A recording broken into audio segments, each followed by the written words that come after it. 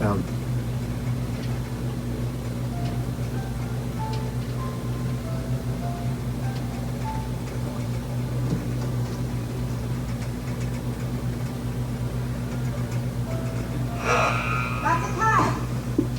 Good seeing Christina. Is there a cat?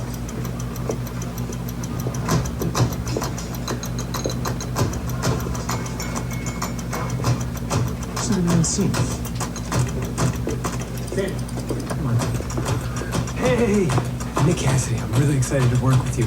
My grandma's a big fan. Hey, Sam. Are you ready to scene schedule for Friday? What, are you kidding me? I got 40 pages for tomorrow. I got another 30 for Thursday. Why is it bad? Murder background. Seriously? Yeah. What the hell is going on? Who the hell is this Nick guy? I mean, he's great. Are we talking about an on-camera murder or a whodunit? Dude, this isn't a 13-week love cycle, okay? And you're up for a 3-year contract renewal. Okay, so we'll see you in our office.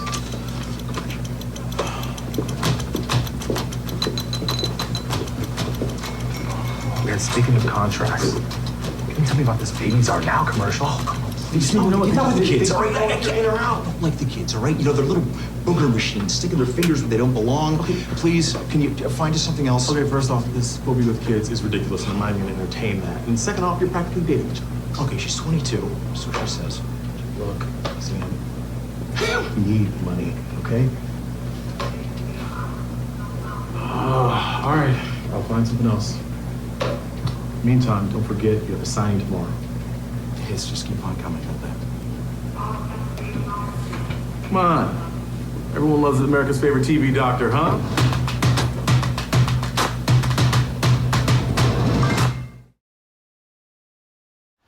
With us now from the other coast, it is Sean Kanan. Welcome to the show. How are you? Hi, Donna. How are you? Thanks for having me on. We've gotten a chance to get to know one another via the phone and emailing and things of that nature. And so, wow, I'm really impressed by your work. Very talented. Thank you. That's very nice of you. I appreciate it.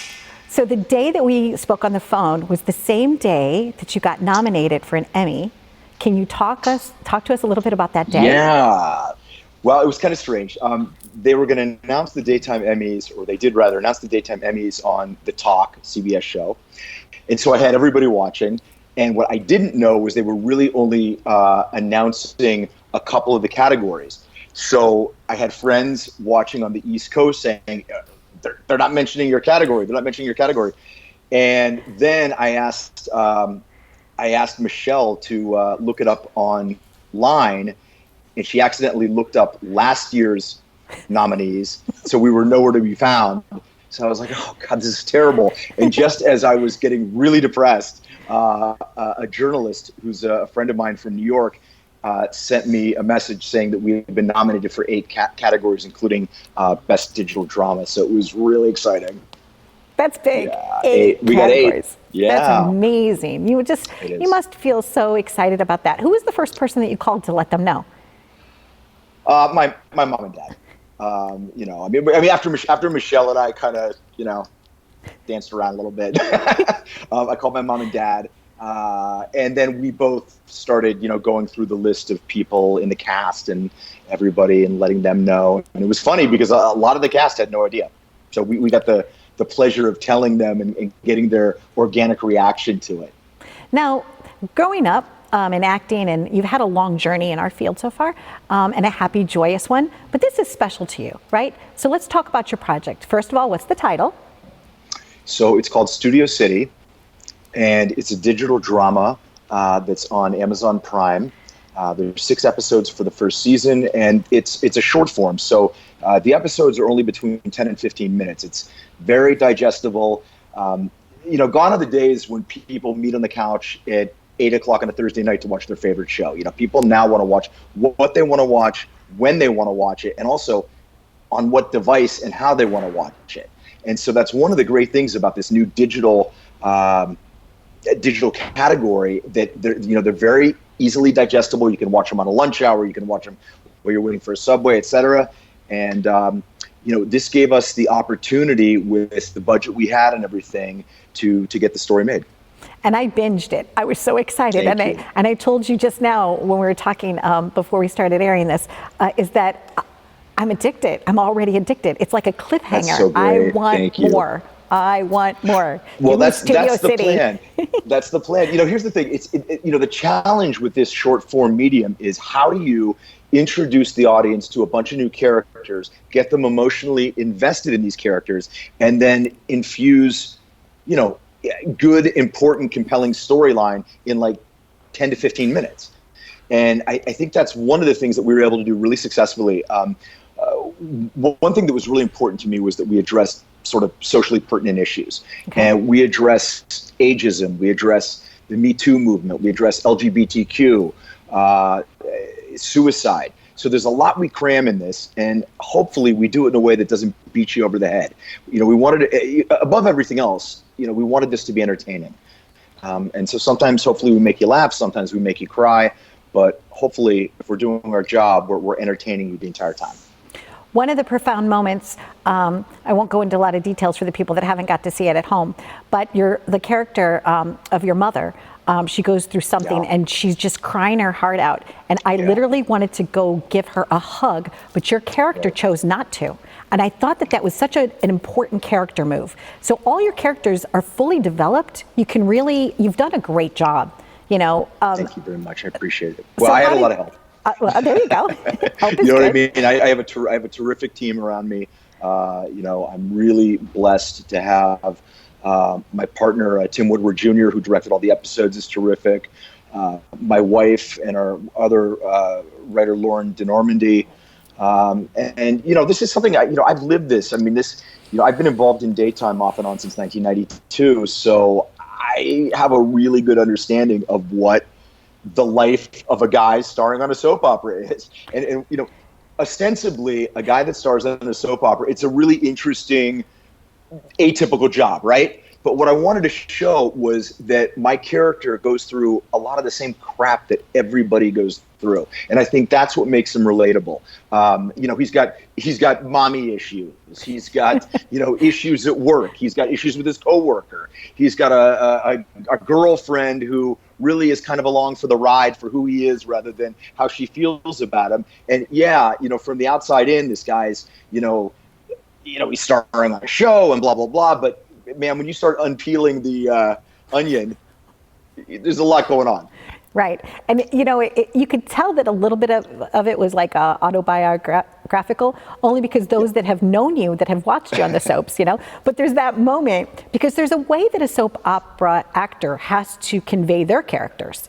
And a lot of it happens in their eyes. And there's one scene where there's two characters behind your main character, and they look at each other, and it was just that slight eye roll. You know what I'm talking about, that scene? Yeah. And I was like, oh, you nailed it. Because that's exactly what it's like for someone at home watching a soap opera. Yeah. They're getting, it's a different form. It's a beautiful art form, right? But it's very different.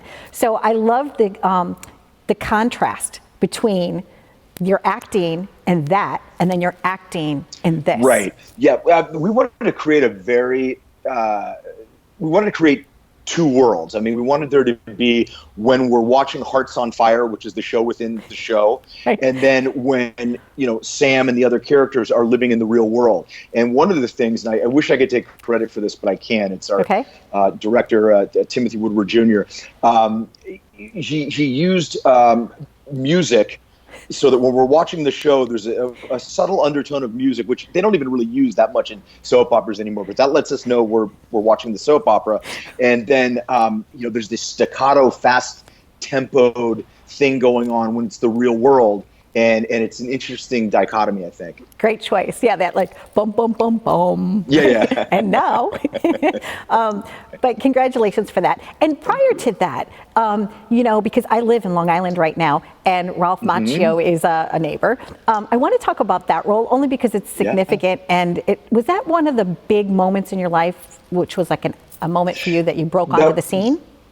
That was a really big moment in my life. I've told this story a lot, and if you'll bear with me for about 4 or 5 minutes, I promise I'll tell you an interesting story. Okay. So I had been out in Los Angeles pursuing acting. I came out from Boston University to pursue acting and finish my political science degree from UCLA. Done a couple roles, some guest star work.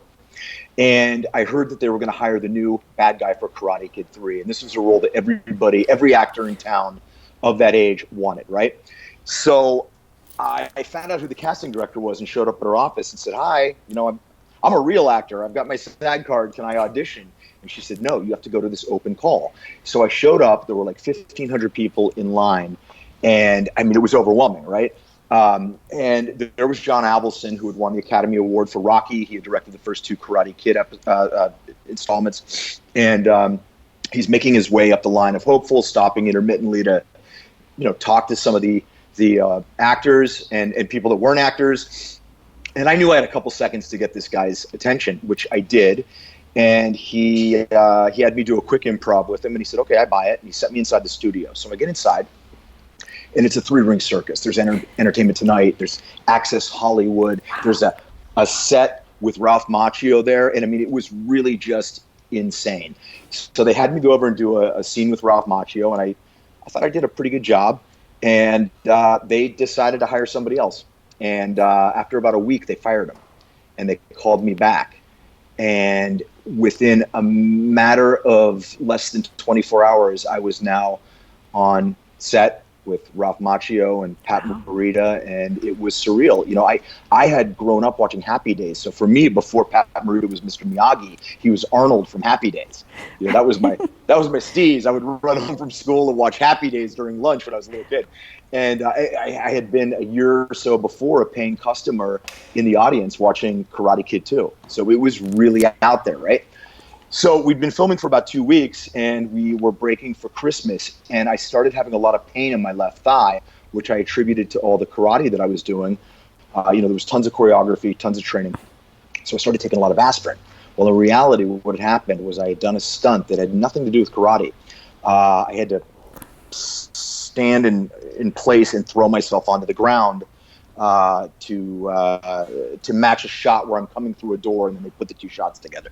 Anyway, what had happened was I had perforated my omentum, which is a sheath of tissue that wraps around your intestine, and I was bleeding internally. The blood was dripping on my femoral artery, which was causing me the pain in my leg. Aspirin, which is a blood thinner, exacerbated the bleeding. So it was Christmas Day, 1989. I was at the Dunes Casino. And I passed out. The EMTs came, took me immediately to Humana Sunrise Hospital, Christmas Day, and they said, "Look, we got to operate on you." And I said, "Okay, you mean Monday?" And they said, "No, we mean in 15 minutes. And they said, "We need you to sign this piece of paper that says you understand that we don't know that we can save your life." And I said, "Wait, I'm 21, 22 years old. I'm in the best shape of my life doing a martial arts movie, a big studio movie." And I said, "Now you're telling me you don't know if you can save my life?" So as they were taking me into the OR, I said to the surgeon, I come from a family of doctors, and I said, "If there's any way that you can resect my abdominal muscles," because they were going to do exploratory surgery. They didn't know where the leak was coming from, so they had to really just kind of gut me. And I said, "If you can resect the muscles instead of cutting through them, that would be great," because I knew if they cut my abdominal muscles, there'd be no way I could heal. I'd be out of the film. So my poor parents, they could only get 1 ticket on such short notice. So my dad flew out from Pennsylvania, and I woke up in the recovery room. There's my dad looking gray, and I had 15 inches of stitches on my abdomen. And I get a call from the studio, and there were no flowers. There was no, "Hey kid, how you doing? It's you need to come back to the studio and finish the film in like 10 days, or we're going to hire Brandon Lee, Bruce Lee's son." And it was crushing. It was. I had worked so hard to get into this film, and so the next day I was able to get out of bed and walk around my room, the floor. And the day after that, I was able to walk around the floors of the hallway on the hospital, the entire ward. And then a couple days later, I could walk around, like 10 times, and I had them discharge me against medical advice. And they said, "Okay, we've got just enough of you on camera that we're going to have the stuntman do all your karate," which was devastating because I had trained in martial arts for years prior to this, as well as having learned all the choreography. And so for a while, I'm watching the stuntman do it, but all the while, they had me training with a guy who was a lineman for the Rams, and same thing. The first day I could do a couple sit-ups, and the next day I could do 10. And by the end of a week, I was doing hundreds. And long story short, I wound up doing every one of my own stunts in that movie, with the exception of a stunt where the bad guys are in a car and they go across these train tracks as there's an oncoming train. And I just said, there's no way, after everything I've been through, that I'm going to do that. But I'll just close the story with this. The reason that film is so special to me is, yes, it changed the trajectory of my career and of my life, and that's all important. But, when you're 21, 22 years old, you think you're invincible. And at that very young age, I was put in touch with my own mortality, and I was given a choice. I either had to, as I was going into surgery, I could feel myself slipping away, getting tired, getting cold, wanting to go to sleep, which isn't good. This is before the anesthesia. And I knew I had to fight and will myself to get through this, or I wasn't going to get through it.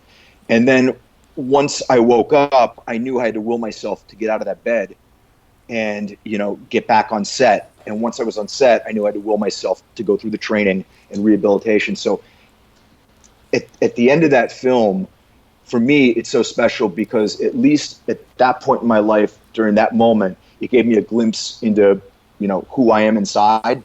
And I had to earn my place to finish that film. So for me, that's what's so special about it. And it's a winning formula for you, even to this day. When you've gone through a challenge like that, you realize that anything is possible. You become more resourceful, you become more diligent, you become more grateful, right? Oh, yeah. I know for me, even in my own journey as well, Sean, there have been times that, people have knocked me down or counted me out or whatever, and I just get right back up. And you had mentioned your connection, because we're about the same age and my birthday's this week, but you mentioned... happy early birthday. Thank you. You mentioned the connection to Happy Days. And a couple of years ago, I got to interview Henry Winkler. And you see the moment, if you go and you watch the tape, where I'm interviewing him and we're making this eye contact, and I lost myself for 1 second. I said to myself, I'm like, I'm talking to the Fonz. And it just I totally get that. I totally get it, because I was asked to present an award to him years ago. I presented him a Lifetime Achievement Award, and I was straight up fanboy starstruck. And I'm giving him the award, and I'm introducing him and all this stuff. And then years later, actually about a year ago, I got to present an award to Marion Ross, who was Mrs. C. Oh, wow. And so, it's just funny. So there are a lot of trials and tribulations in our industry, in our business. Sure. And that's the one thing that I love about Studio City, Sean, is that you just go there. You go there. Yeah. You have that conversation with the agent. You have the conversation with that other woman. I mean, it's amazing. So congratulations. I know Thank that you so much. you're not dead yet, meaning there's going to be more. There's going to be so much more. Absolutely. And for sure. I celebrate you. I thank you for spending this time. And I'm excited to know you. And like I said, I have friends out in Los Angeles. I think the one thing that this COVID has taught all of us is the sense of community, the sense of working together, of collaboration, of being friends. So I can't wait to introduce you to some friends that I also know that are from Pennsylvania. I look forward to meeting you in person. Please watch Studio Cityis on Amazon Prime. And if you'd like to follow me, keep up with what I'm doing, it's Sean Kanan at Twitter.